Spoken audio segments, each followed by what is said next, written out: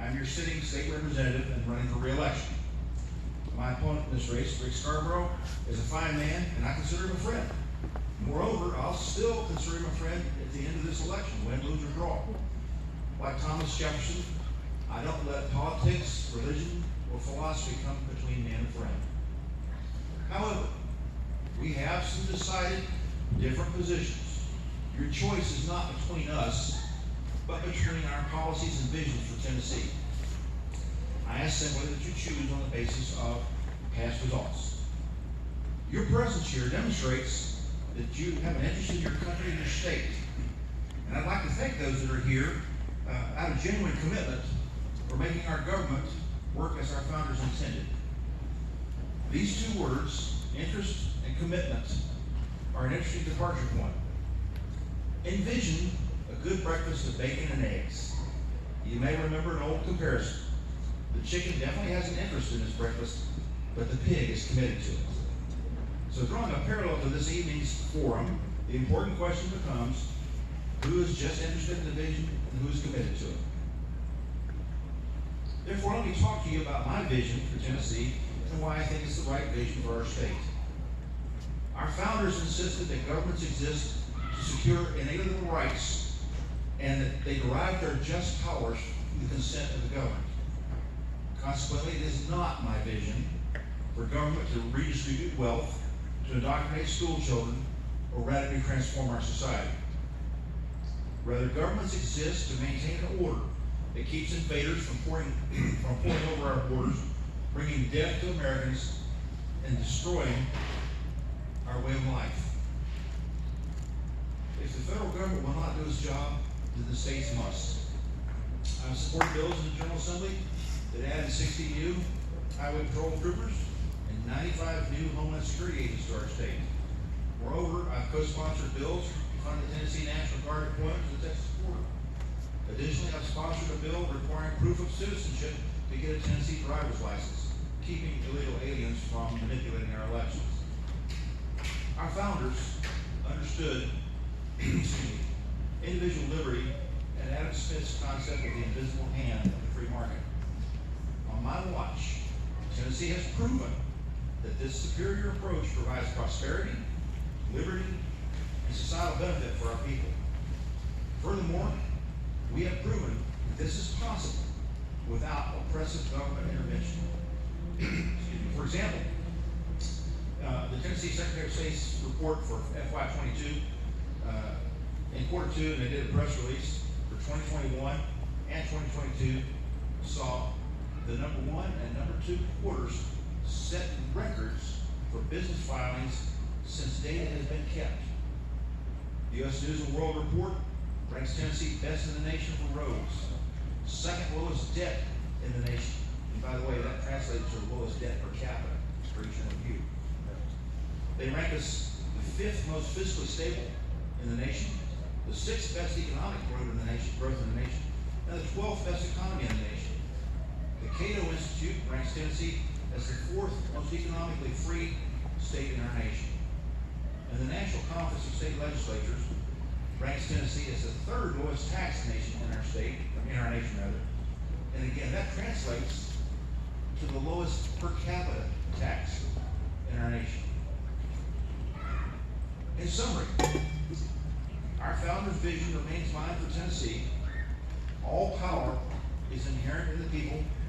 Government is founded on their authority and instituted for their peace, safety, and happiness. And if you don't recognize that, that's a quote out of our Tennessee Constitution. Speaking of constitutions, many of you may be aware of something was mentioned earlier with the Title IX issue.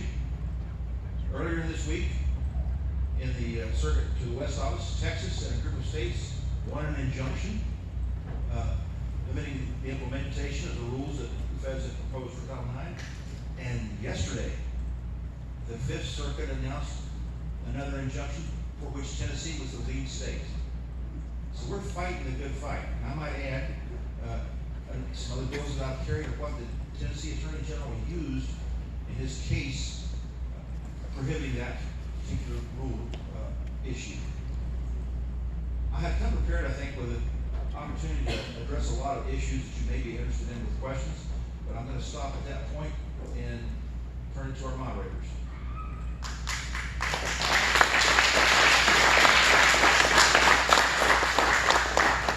Thank you very much, gentlemen. This session may get a little bit longer. We have we have more questions here, so just bear with us. First question to Mr. Scarborough, and you may have already addressed this. Please give your position on school vouchers. Well, again, the previous legislation that they considered last year, the last version of it took away accountability even in the public schools. Now, what I'd like to see in the future, if this bill legislation comes up again, components I'll be looking for is those measures of accountability. Also, what is it on the other side of the public schools at the same time? Because currently, right now, as I said before, if we're not going to measure performance, then we don't value performance. Are we just going to put money and kids around? Is that the goal? So again, I would like to see some more measures in place, and also what are we going to do on the other side of the support our public education. Thank you. Again, same question. Please give your position on school vouchers. Okay, the bill that was under discussion, the governor called the education scholarship, free scholarship, the press called it school vouchers, regardless of what you call it, what it amounted to is allowing parental input as to where children are educated. It is a fundamental right, as it's been decided by our courts, and in my personal opinion as well, that parents have the right to direct the education and upbringing of their children. Because you live in a certain district, you are constrained to go to the schools that are in that district unless you can afford to pay for private schools. What the Education Freedom Scholarship Act did was say the state, which has switched funding plans, I helped push that through, by the way, is going to offer a certain portion of that funding, which is dedicated by student, if a parent chooses to send their student to another school outside the system. Now, the school choice that was mentioned earlier has been around for decades, actually multiple decades. In fact, when we first moved to Tennessee, I was based at McGee Tyson. We lived in Maryville, and our son, we put him in school before we actually had a house. We had to pay tuition. He would have been zoned for another school based on where we got our house. So that has been around for a very long time in Tennessee as far as choice within it. There are limitations on it, and I go into great detail if you want to hear it. Schools have to declare that they have enough seats available. They're allowed to reserve some for future growth, and there are certain other requirements that have to be met. But we've had that. The Education Freedom Scholarship Act, which is what Governor Lee proposed, actually did not pass. The House and the Senate could not agree. And I voted for the House version. The House version had 49 sections in it. One section was about the so-called voucher program. The other 48 were doing things for our public school system. Things like allocating a certain amount of state money for infrastructure improvement, paying a greater share, like 80% of teachers' health insurance, increasing the amount of money devoted to the other aspects of education that are important to the locals. And I should mention too as well, the school board people that are up here are very important to you, because the way our funding system works is we at the state level have something called TISA, or TISA, Tennessee Investment in Student Achievement, by which we allocate money to a student on the basis of their individual requirements. There's a $7,080 baseline that goes to every student in the state, and then added to that are certain increments based on student need. For example, every third grader gets an additional $300 for reading. If they're involved in career and technical education, they get an additional increment of funding for that. If they have learning disabilities, they have an additional increment for that. I won't go into detail, but there's 13 categories for which they get additional increments of money. Now, the governor's proposal was only that baseline amount. The rest I would say that the schools would go to. That issue, though, boils down to, again, parent making a decision for their child. If you happen to be wealthy enough to be able to take your child out and send them to St. Mary's or Webb or any other of the private schools we have around here, great, go for it. But if you're not in that income category, but your child is not being well served, for whatever reason, as a parent, you should have an option to do something about it. And that's what that was about. Now, let me reiterate again, based on the time I have here. The bill did not pass. The Senate and the House did not agree. The House was firm that if we did anything on the voucher system, as it was called, those other 48 provisions had to be enacted to improve our public school system. The Senate couldn't bring themselves to do that, so the bill died. And should it come up again, I would be in exactly the same place I was before. If we're going to support that school choice voucher system, we have to do stuff with the public school. Thank you very much. We're going to stick with Mr. Reagan on this question. We will get back to Ms. Scarborough. Do you support parental rights in education? Why or why not? I think from my previous discussion, you can assume that I absolutely support them. Children belong to their families. They don't belong to the state. In spite of that fact, most of our children spend a major portion of every waking hour per day in the school. We put a lot of faith and trust in our school system. Quite frankly, they deserve it. They do a good job for the most part. But we have certain categories of students that don't do well. For example, in the hearing on this situation we were talking about, we had a young man, I believe his name was Matthew Blanks, who actually was in Ohio when he was in school, and they had a school choice program. But he told us outright that he wouldn't be alive today unless his mother had been able to move him out of the school system he was in. He was being bullied, his life was being threatened, and his mother basically went to the school board and said, "You got to do something." And they said, "Well, we're going to have this fixed in the next 5 years." To which she responded, "My son will not be alive 5 years from now." She took advantage of that. This young man became a stellar academic performer, went to college and worked on his, as I understand it, his graduate degree. So school choice is important based on individual needs. That said, again, I can't say enough good. My daughter's a school teacher, so I'm certainly not going to say bad things about public schools, but I can't say enough good about the idea that parents know their students better than anybody else in the world. I firmly support the idea that they make the decisions that are best for their children, except in cases where there's abuse or drug use. And then we have to have the state intervene. We had a comment on that earlier.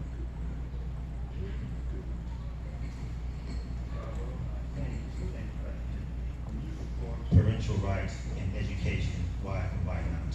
Again, I think we talked about that. So I think just held the question down. I'll answer previously. Again, there's 3 versions in the House last time. The House and got 3 versions of this bill last time that were being considered. Now, obviously, I don't think the homework's been done yet, right? Something that I'll do. I think the idea is, Mr. Reagan says it's an idea. So, again, at this point, I think we still have a lot of work to do, a lot of considerations to make before this bill becomes considered again. Currently, right now, again, as the bill was currently put into the process and presented last time, I could not have supported that. Components need to be considered again, a performance measure and so forth. Again, parents' rights have been ongoing. Parents' rights have been going on for some time now. Again, one thing I want to make sure that both of us can speak up for is the fact that we have excellent schools in Anderson County, Oak Ridge City, Clinton City, Anderson County schools. We public schools have something to consider that private schools don't have to consider. It's a very diverse group of folks coming to those schools from all backgrounds and all, and whether it be socioeconomic or racial backgrounds. And it's a melting pot, if you will. So, again, parent choice has been alive and entertained for a number of years, as far back as I can remember. This question is for both of you, Mr. Scarborough. Do you support the death penalty as a maximum punishment for child molestation?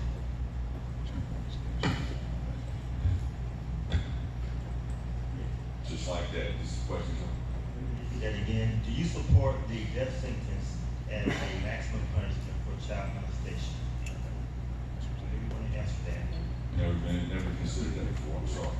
I think obviously it's probably a class A felony with a maximum life sentence, depending on the degree.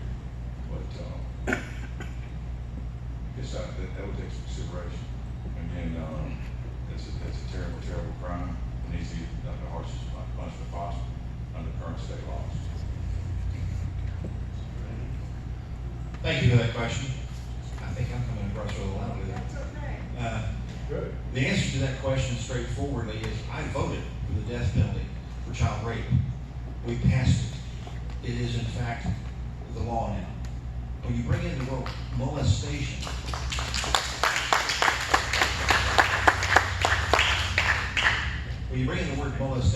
you have a variety of potential things that can be called molestation.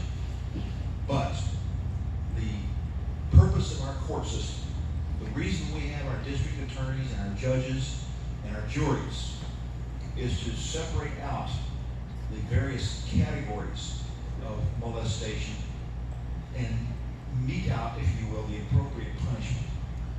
I will go on the record as saying it should be the harshest punishment we can mete out for the set of circumstances there. And child rape, of course, like I said, I have voted for that and supported it 100%.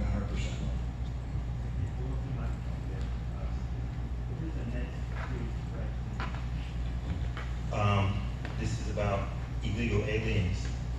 In your opinion, should we use Tennessee tax dollars to house and support illegal aliens? And what is your solution to housing and taking care of illegal aliens? The straightforward answer to your question is, I don't think we should, but in certain circumstances, based on federal law, we have to. Now that said, I've got some research here which I can delve into if you're all interested in it. But what it boils down to is those aliens who have come across our border without permission have already broken the law. We have immigration laws. So right off the bat, they are criminals. Now that said, some of them come here, they hunt for work, they're trying to join relatives, and except for the fact they broke the law coming across the border, they're out there trying to find a job and produce something. That's good news. But there's a bad news. The bad news is they're depriving some Americans of those jobs. And furthermore, the research that was done, and this is a congressional study that I have here, the research that was done points out that even when you consider those that are not being involved in criminal activities, I'll talk about more in a minute, those that are not involved in that are still costing us money. Because the amount of money, even if they're taxpayers, that they get and pay taxes on, does not compensate for the benefits which we give them. According to the investigation that was done by our own Congress, each one of us is footing the bill $68,000 a year per illegal alien that is in fact doing nothing wrong except breaking the law to come here and taking advantage of the system that we have in terms of our welfare payments. Now, we want to address very quickly the idea that we have illegal aliens coming here that are costing us a lot more than that in terms of crime. Human trafficking, which is a euphemism for slavery, I don't care how you slice it, is costing us a small fortune as a nation, as a state, as taxpayers. Beyond that, beyond the harm that's done with the individual, we have a problem too with the fentanyl and the other drugs that they're bringing across. More on that later if you have other questions. Again? Yes, okay. In your opinion, should we use Tennessee tax dollars to house and support illegals? And what is your solution to housing and taking care of illegals? As John pointed out, state law supersedes, federal law supersedes state law, just like state law supersedes, local municipal laws as well. And first and foremost, we need to get the state, whatever resources we have at the state level, to put pressure on the federal government to maintain those immigration laws at the border. People want to talk about increasing more restrictions at the border. We can't get them to enforce the ones we currently have, much less increase those restrictions. At the state level, also empowering our local law enforcement, giving them the tools and the skills they need to help support us here and take care of those at home. From a housing perspective, only when it's absolutely necessary, what winds up happening, a lot of times they bring these immigrants come in, when they do break the law, we'll put a jail in, and they'll have minors and dependents on there with them right now that have to be housed. And, I don't want to surprise any money, any state benefits on illegal aliens.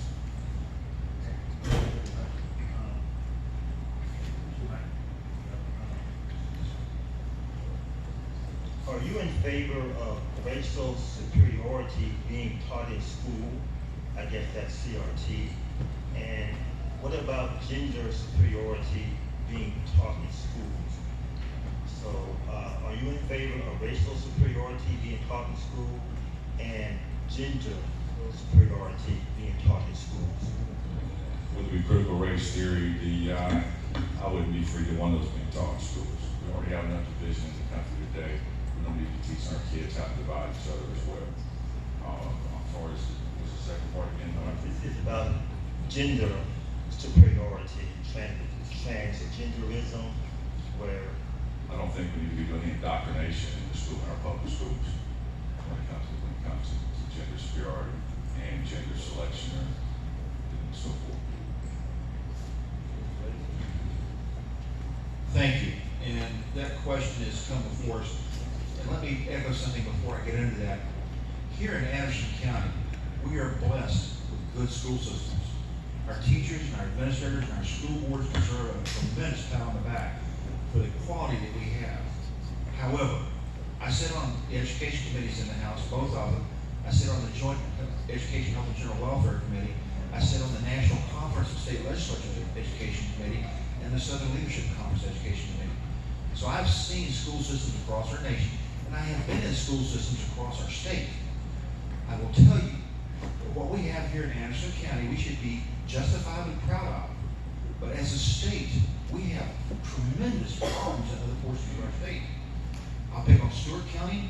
If you don't know where that is, if you look at the map, that little notch in the northwestern portion of the state that sticks up into Kentucky, that's part of Stewart County. They have one elementary school, they have one middle school, and they have one high school. That's their entire school district. Now move over to Davidson County, where Nashville is. They've got over 160. Switch over to Shelby County, where Memphis is. They've got even more than that. Down to Hamilton County, where Chattanooga is. We can't come up with a one-size-fits-all solution. We have a great system here in Anderson County, but our state is suffering. We have some school systems now, mind you, in our state that have a 5% literacy rate at the end of third grade. That's right, 95% of the kids can't read on grade level at the end of third grade. That hurts us, and I'll tell you why in no uncertain terms. As a recovering statistician, that's how I earned my living for a while, I did a correlation study. 70% of our prison population is not able to read beyond the third grade level. Do your own homework there. That comes across as we, taxpayers, we pay $160 a day minimum to incarcerate those people in our prisons. How much better off would we be to put that money into teaching them how to read, where hopefully they would be able to earn a living and not turn to crime? Now, some of them are going to do it anyway. There are evil people in the world, and there are people who have no morals even if they've got an education. But frankly, many of them are there because they didn't really have a suitable alternative. We can do better than that, and we must. We've got to get a handle on this problem and make sure that things like those distractions are removed from our school system. Okay, thank you very much. Here's a set of 3 questions I have, and the first one is, to fulfill your oath of office to support the Constitution, you must know the Constitution. Will you commit to reading the U.S. Constitution while in office and study the sections of our state constitution, county charter, and or our local statutes to grant you the authority in the position you are seeking? The straightforward answer to your question from my perspective is yes, I do it anyway. In fact, my wife has my notebook in the back there. I have a copy of the U.S. Constitution in that notebook, which I refer to regularly. I have a copy of the Tennessee State Constitution on my phone, which I refer to regularly. Now, as far as the county's charter and the local municipalities, I have made a deal with the county commission, the city councils, that I don't come down and stir their pot unless they invite me to it. That's directly. So I don't involve myself in their charter work and stuff like that unless the constituents complain to me. And then I will contact the county commissioner and ask them, can you take care of this? But to your point, the U.S. Constitution, in my mind, is a work of political genius. Our founders were political scientists before that term existed. And they produced a product that has been superior throughout the world. We have gotten 27 amendments to it, which proves that it needs to be changed over time. But by and large, it's the best form of government on our planet. Our state constitution is modeled on our national constitution. And it also is a work of political genius. Not quite to the level of the national, mind you, but it's still there. And we have, in fact, put amendments on our state constitution. You all have had the opportunity to vote on them. The way that works quite simply is it's very difficult. We have to have 2 sessions of the assembly vote on it. And then it goes to the next gubernatorial race, and the population votes on whether or not to accept that amendment. We have a good constitution in our state, and I refer to it regularly. I'll read that question again for you. To fulfill your oath of office to support the Constitution, you must know the Constitution. Will you commit to reading the U.S. Constitution while in office and study the sections of our state constitution, county charter, and/or local statutes to grant you the authority in the position you are seeking? I'll tell you, the Constitution, the state constitution, and I'll work with local municipalities in Anderson County as well. The next question is, do you support sexually explicit literature in public libraries, public school libraries, classrooms, and internet content targeting minors? What will you do about it? No, we don't support that. I don't support that. As far as I do about it, follow up on the laws of the state of Tennessee, you look, make sure the laws are enforced. Thank you. Straightforwardly, I have carried bills on that. In fact, House Bill 1661, just last spring, was one of mine. Prior to that, that was on public libraries. I carried one prior to that on school libraries. I supported my colleague carrying a follow-up to the school library. The idea that we put pornography, which is what it boils down to, and if any of you are interested, I happen to have some pictures. They were screenshots taken in school library books. They're disgusting. That's not a word to describe. I'm adamantly opposed to that. Our children should not have their minds poisoned by this stuff. They've got lots of stuff to learn that they don't need to devote any time, any attention outside of that. I will emphasize, I do not support banning books. However, as Rick mentioned, we have an obscenity law in our state. And that obscenity law actually makes it a felony to put this pornography in front of minors. There is a huge problem with that, though. I talked to several of our DAs and asked them why we don't prosecute that. They said, well, we'd love to. We win slam dunk. But why don't you? Well, we're too busy with the rapes, the murders, the robberies, etc. And by the time we get down to that level, we have no time and resources left to devote for it. The bill that I carried, which I should say the bills that I carried, plural, school, and the one for the public, which has not yet gotten through, allowed citizens to bring a private cause of action to be able to remove those books. The first bill that I carried in the school, they could appeal it to the school administration. If there was a disagreement there, they could appeal to the school board. Disagreement there, they could appeal it to the State Department of Education. That wasn't quite as strong as I wanted it to be. Susan Lynn, one of my colleagues from Tennessee, wrote a stronger bill, which I supported. And we've got the works going for the schools, the libraries. And it was mentioned earlier, the American Library Association. Folks, if you want your eyes watered, go to their website and read past the propaganda that's in the front. You will be amazed at what they say we should have. Just hold on to that. And the next question is, do you support elementary school age children having access to gender ideology books in the library and classrooms?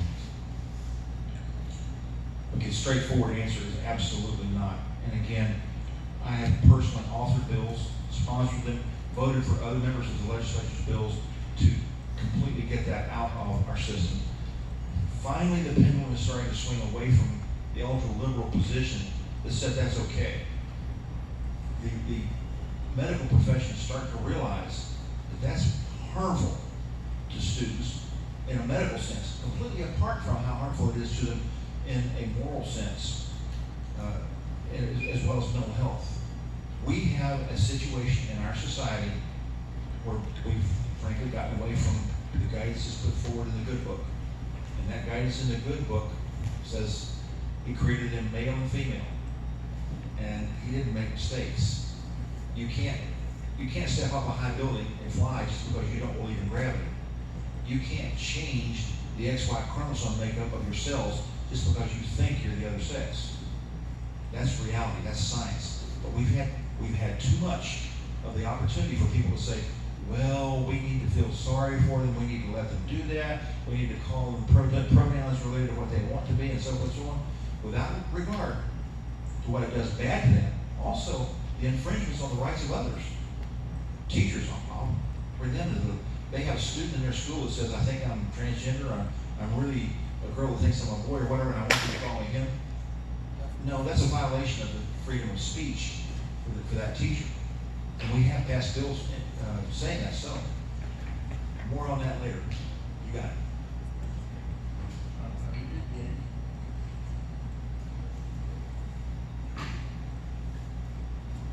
Or elementary school age children having access to gender ideology books in the library and classrooms? No, we should not have any gender indoctrination in a public school. Okay, hold on to that. Here's our last question for this evening for these gentlemen. Considering school choice is part of the Republican Party platform and is supported by former President Trump and Governor Bill Lee, do you support universal statewide education saving accounts? You said earlier, we talked about earlier.